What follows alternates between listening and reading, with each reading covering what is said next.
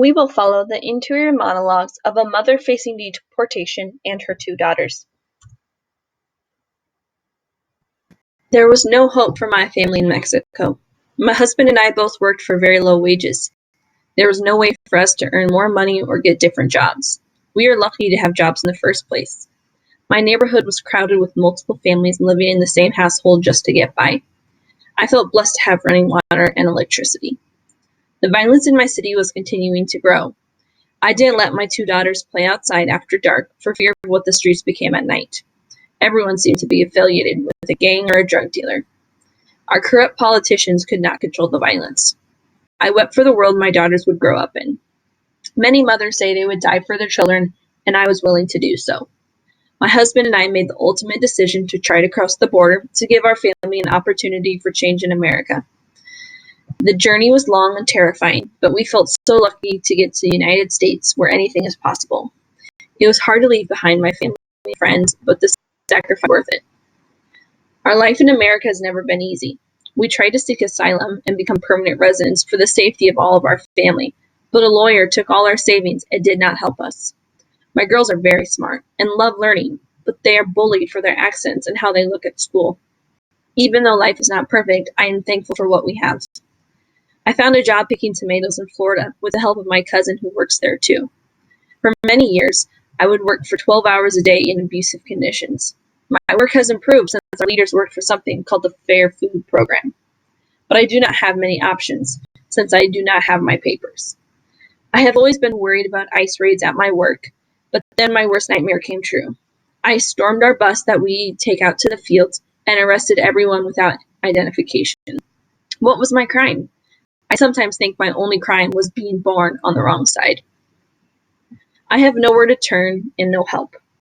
I went before a judge, but I could not understand what he was saying, and I didn't know how to defend myself. I screamed and cried for my children. How can I be separated from my family? Who will take care of them? Can my cousins take care of my children? My husband is not a resident either. Will he be deported? Coming to America gave me strength and hope, but today it gave me the worst day of my life. I can't believe this is happening to me and my family. The only thing I wanted was for my family to be safe. I can't figure out if I'm mad or hurt. Now, my mother is being deported. I'm only in high school and we are alone. What kind of problems are we going to have to face? My mother worried about our protection in the United States. My father is in the service. Will he be deported? Now I wonder what's going to happen. I can't take care of me and my baby sister, and I don't want to leave school and have to go to work. I know this might be the only way for me and my sister to survive. Maybe there's hope that my mother can come back. Maybe one day we could be together again. But now I must rely on others. I can't stop thinking about how terrified my mother must have felt when ICE showed up and made the workers leave the bus. They were mean, I know, and they probably treated my mother like a criminal. And what was her crime? All she did was work and take care of us. I learned in school that the U.S. is the land of the free and the home of the brave. Don't we deserve freedom? Did not my father and mother show bravery when they risked their lives to come to America? I also learned in history class that America was built by immigrants who arrived from different countries. Why are we facing this problem? Why are we being treated so badly? It's not fair. And one thing's for sure, I don't want to go back to Mexico. I remember how I was scared all the time when we lived there. We lived in fear. We thought that we might not survive there. In Mexico, my sister and I were afraid of the criminals, afraid of the politicians, and afraid that our lives weren't important.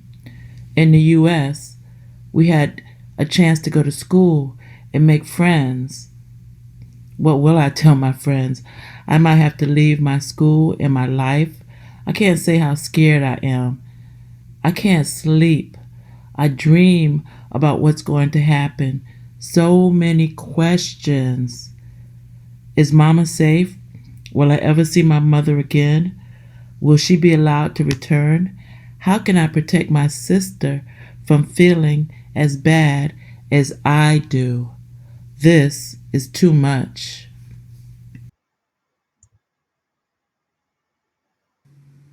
What is happening? Mama told me we would have a better life in America. Why can't we all just be together? Please don't make me go back to Mexico. Life in Mexico was so hard. School was tough and our city was overpopulated. We didn't have much money and many of our neighbors didn't even have running water. Now that my mama is leaving, I don't know who will take care of me. My dad is always working. Will my sister get to stay with me? Who will I live with? When will I ever get to see my mom again? At least I feel a little safer in America. In Mexico, I was scared. People were mean to each other. I could hear them yelling and screaming, and sometimes people would hurt one another. I was afraid of the dark, and I'm still afraid of the dark now, but at least I get to sleep by my mama and my sister. Who will sleep by me if they leave? Even though school in Mexico was hard, I loved to learn. My mom and dad couldn't afford to send me to a private school, so I had to go to the public school. I didn't learn much there, but I loved to read, and I learned a lot on my own. Mama told me that in America I'd be able to go to a school and learn about anything I wanted. She promised me that I would be safe at school and not to worry about mean people coming and hurting us. I'm afraid I won't have any friends at school, and I worry that no one will help me if I don't have my mom.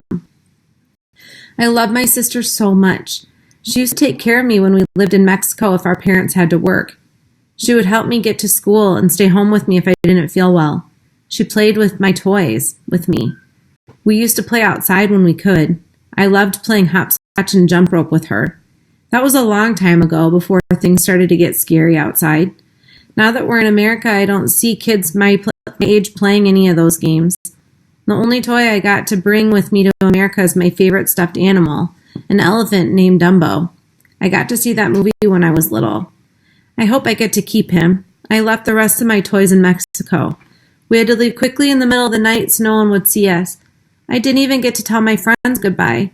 Mama told me it was way too dangerous. Maybe they can play with my old toys. I left some of my favorites there, like my dominoes and my other stuffed animals. I hope they find a home. I hate to think of them left there. What if something happens to my mama in Mexico? I know she wanted us to leave so we could be safe. What kind of dangerous things are waiting for her back there? She's talked about the bad men in our neighborhood. I wonder what we did to make them so angry. I try not to look at them if I see them, but I do know some of them. A few of them used to live by us. Now they act like we're nothing to them. I don't want to live here if I can't be with my family, but I'm scared of the people that are waiting for us in Mexico.